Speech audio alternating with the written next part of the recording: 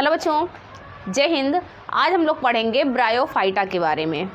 Bryophyta क्या है? आप लोग पढ़े होंगे कि जब पादप जगत का यानी कि प्लांट किंगडम का जब आप वर्गीकरण करते हैं तो उसे दो भागों में बांटते हैं। एक होता है क्रिप्टोगैमी, एक होता है फिनेरोगैमी, यानी कि एक आपुष्पोद्भिद और दूसरा पुष्पोद्भिद, ऐसे पढ़ते हैं।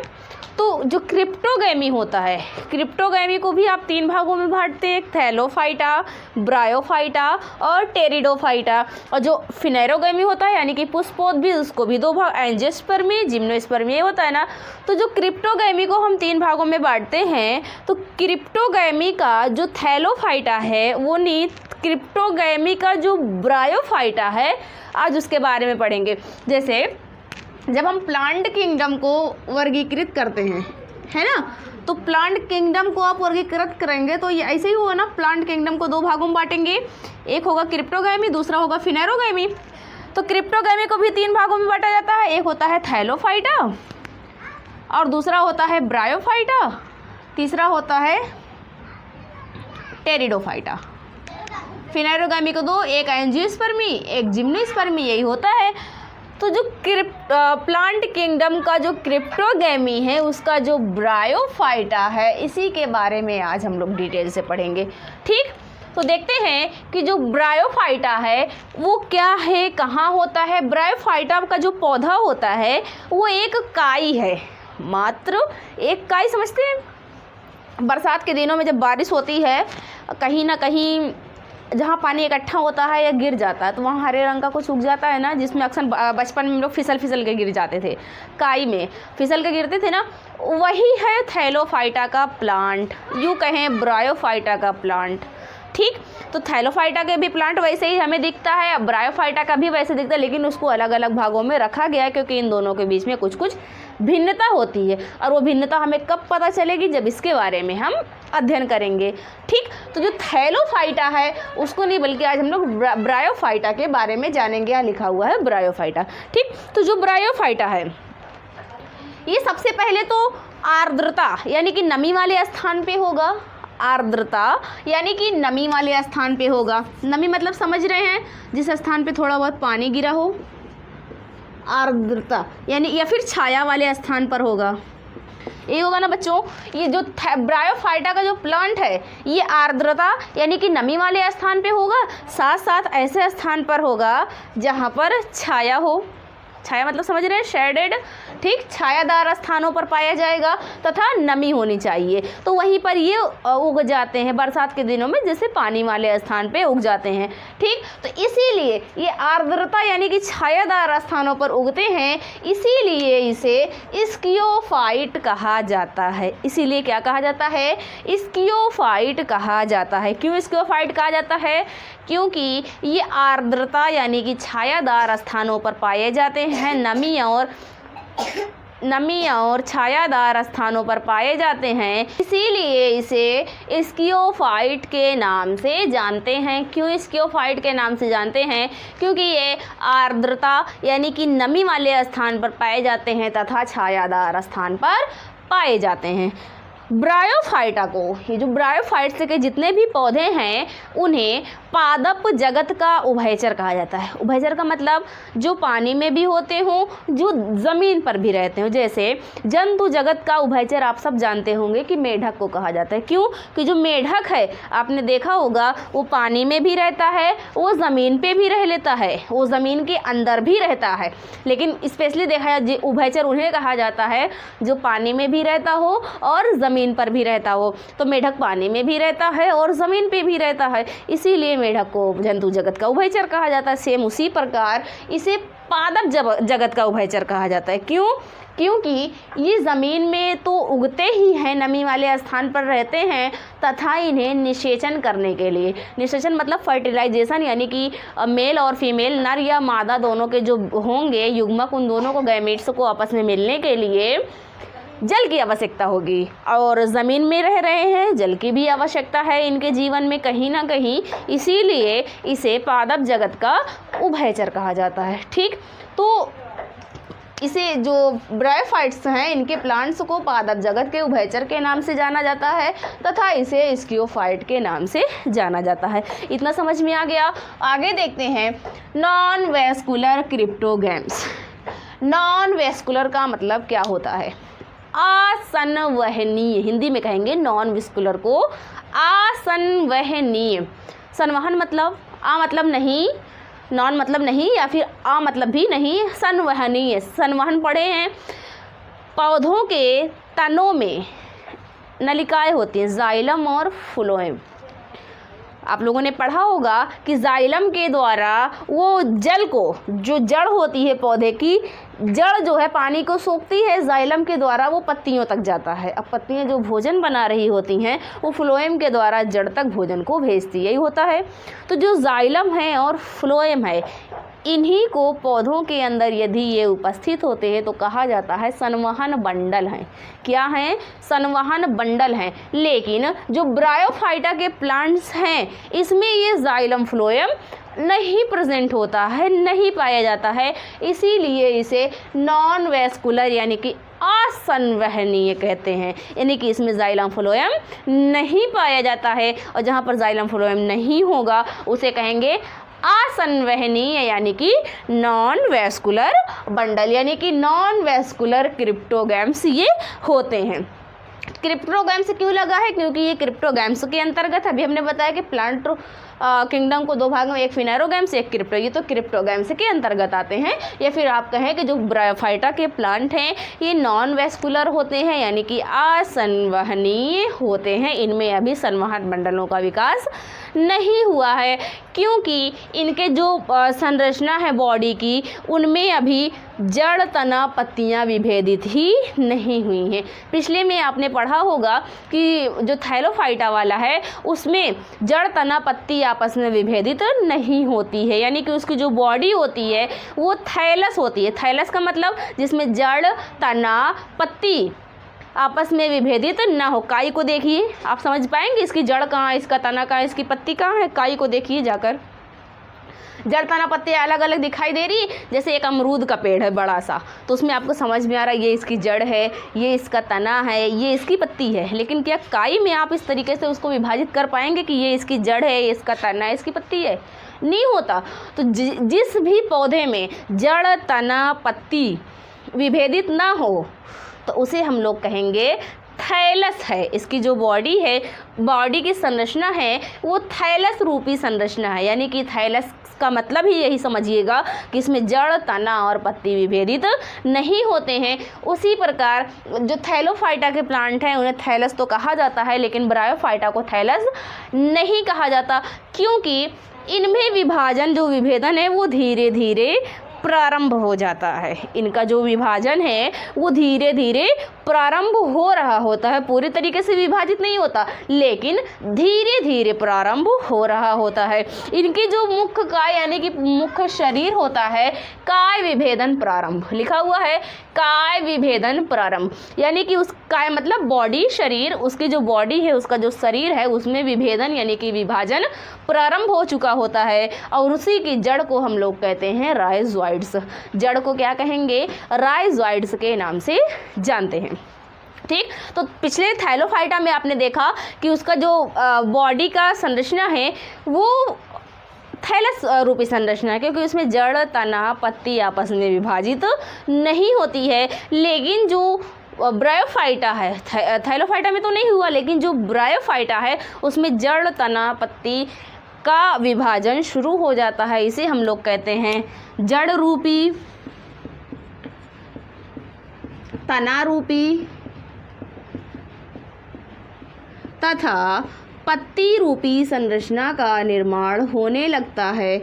इसीलिए हम लोग कहते हैं कि काय विभेदन प्रारंभ हो जाता है और जड़ रूपी संरचना को राइजोइड्स के नाम से जाना जाता है। ठीक, इतना हो गया। इनमें भ्रूण का भी विकास होता है। जो ब्रायोफाइट्स हैं इनमें युग्मक के आपस में मिलने पर भ्रूण का भी विकास होता है। इसीलिए भ्रूण को इंग्लिश में कहते हैं एम्ब्रियो, इसीलिए इसे एम्ब्रियोफाइट्स के नाम से भी जानते हैं, एम्ब्रियोफाइटा भी कहते हैं।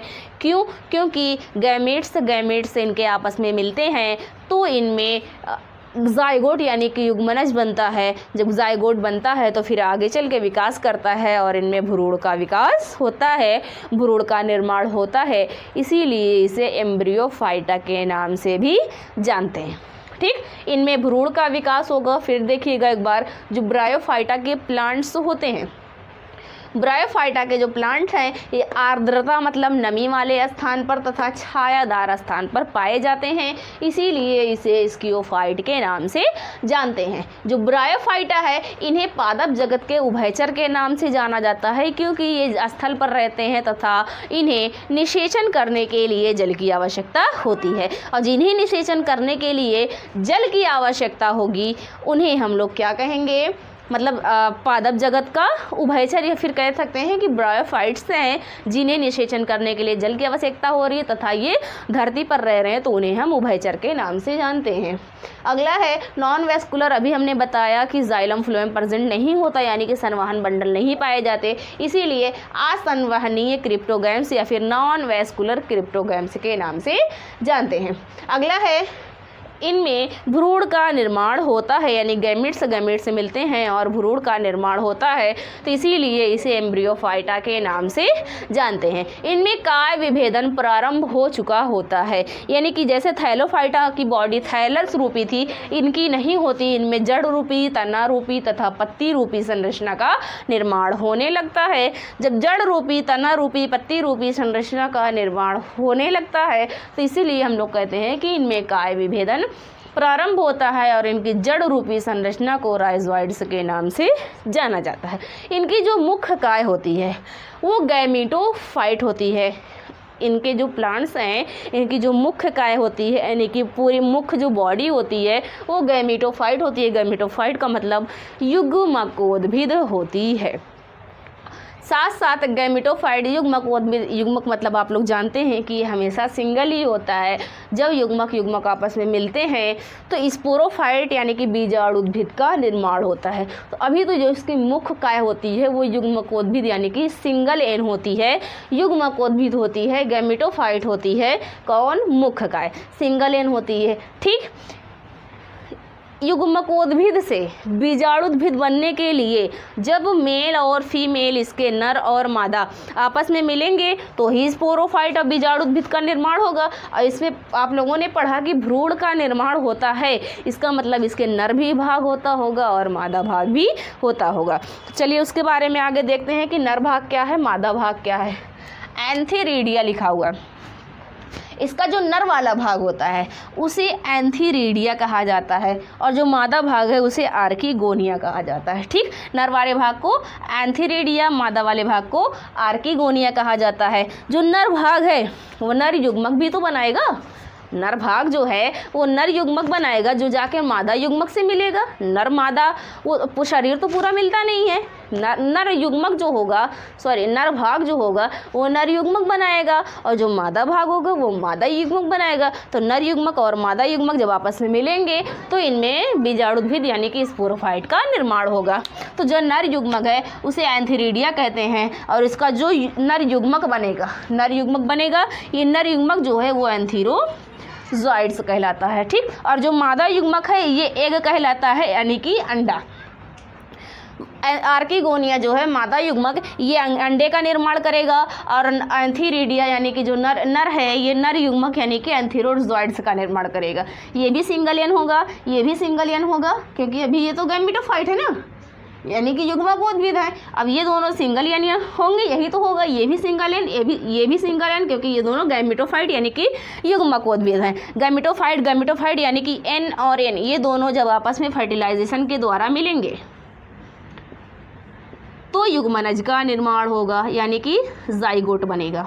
यहीं पर पहली 2n कोशिका का निर्माण होगा। देखिए अभी तक तो ये n था युग्मकोद्भिद में, एंथीरिडिया यानी कि एंथीरोजॉइड सिंगल एन था, आर्किगोनिया यानी कि एग भी सिंगल एन था, लेकिन जो डबल एन की पहली कोशिका बनी वो क्या बनी, जाइगोट ही तो है। तो इसका मतलब ये कह सकते हैं कि बीजाणुद्भिद की जो बीजाणुद्भिद अवस्था है,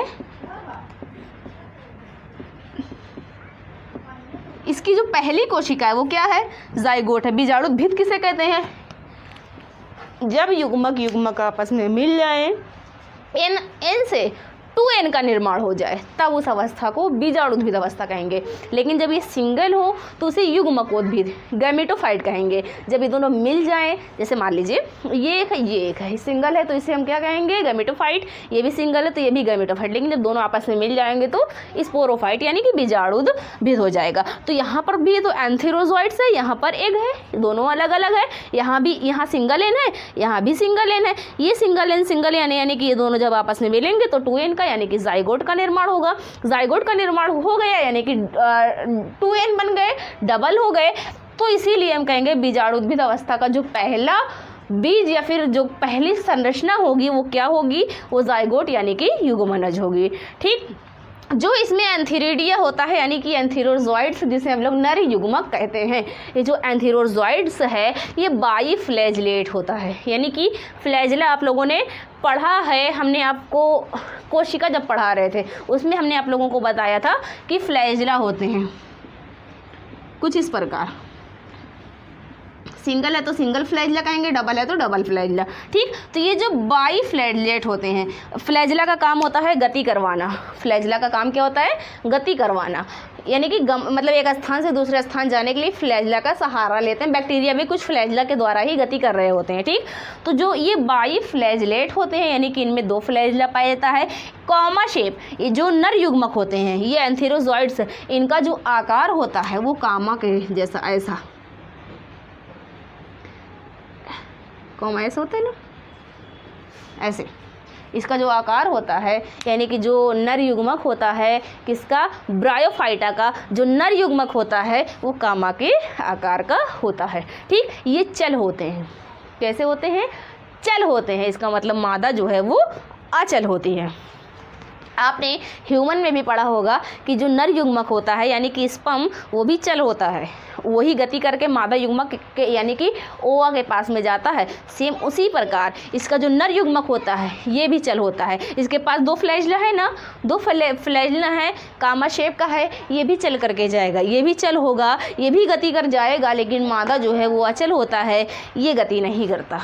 ठीक, तो ये जो नर युग्मक है वो चल होगा तथा निषेचन के लिए जल की आवश्यकता होगी। जब ऐसी कंडीशन आ जाए, किसी प्लांट में ऐसी कंडीशन आए कि जो उसका नर युग्मक है वो चल हो तथा निषेचन के लिए जल की आवश्यकता हो, चल हो और निषेचन के लिए जल की आवश्यकता हो, तो ऐसी अवस्था को कहेंगे ज़ूडियोगैमी। क्या कहेंगे, ज़ूडियोगैमी।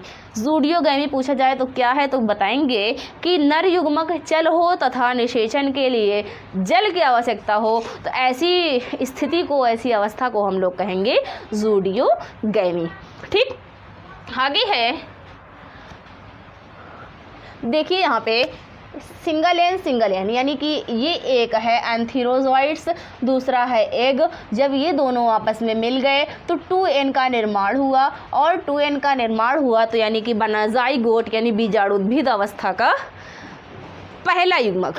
बीजाणुद्भिद अवस्था का जो पहला बीज कह सकते हैं जो बना, वो बना युग्मनज यानी कि जाइगोट बना, और ये 2n रहा। ये आगे विकास करके भ्रूण का निर्माण करेगा, और आपने पढ़ा कि इसमें भ्रूण का विकास होता है और भ्रूण का निर्माण करेगा। यही भ्रूण आगे जाकर बीजाणुद्भिद कहलाएगा। क्यों, क्योंकि ये डबल है। और आपने पढ़ा कि जहाँ पर डबल होता है 2n होता है, सिंगल एन आपस में मिल जाएंगे तो डबल एन बनेगा, और जब डबल होगा तो उसे जाहिर सी बात है बीजाणुद्भिद ही कहेंगे, बीजाणुद्भिद। अब इसका जो काय हो गया वो युग्मकोद्भिद से बीजाणुद्भिद हो गया, युग्मकोद्भिद से बीजाणुद्भिद हो गया। बीजाणुद्भिद को 3 भागों में बांटा जाता है, फूट, सीटी, कैप्सूल। फूट मतलब इसे हिंदी में कहते हैं पाद, सीटी को सीटी, कैप्सूल को संपुट, पाद सीटी संपुट या फिर फूट सीटी कैप्सूल। ठीक, फूट सीटी कैप्सूल, इसका जो कैप्सूल वाला भाग होता है बाद में इसमें अर्धसूत्री विभाजन यानी कि मियोसिस होगा, अर्धसूत्री विभाजन होगा।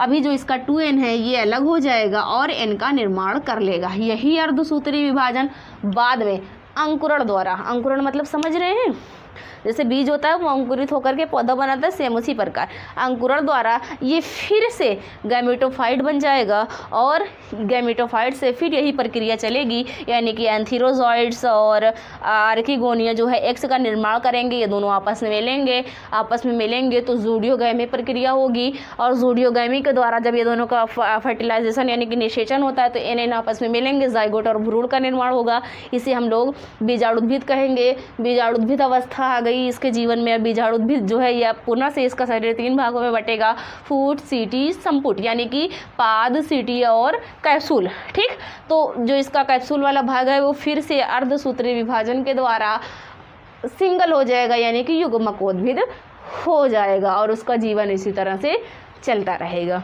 ठीक, तो इसके जीवन में देखिए यहाँ से अर्धसूत्री विभाजन द्वारा फिर से आप यहीं आ गए, ये फिर से एंथीरोजॉइड्स, एंथेरिडिया और आर्किगोनिया ऐसे ही फिर से एक साथ मिलेंगे, फिर यही कंडीशन आएगी और स्पोरोफाइट यानी बीजाणुद्भिद होगा, फिर टूटेगा, फिर युग्मकोद्भिद जाएगा, फिर बीजाणुद्भिद जाएगा।